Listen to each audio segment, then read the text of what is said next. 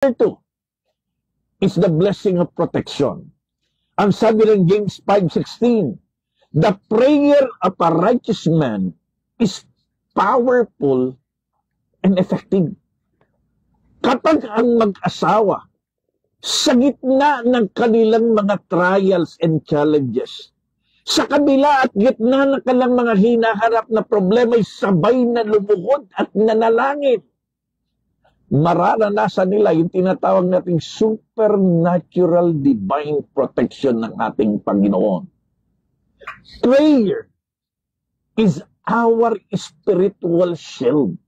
Ito yung ating kalasag, panangga sa lakat ng mga sibat ng ating kalaban. And when we pray, we are invoking God's divine protection over our marriage.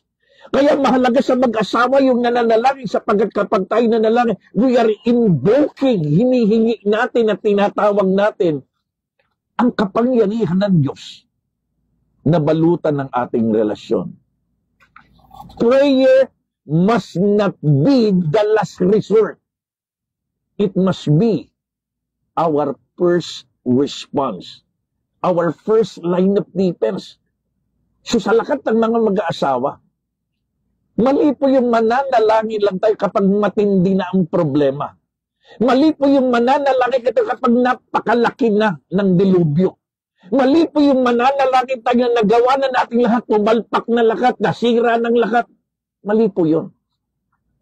Hindi pa dumadating ang dilubyo, hindi pa dumadating ang bagyo, hindi pa dumadating ang matitinding problema, nakaluhod na tayo.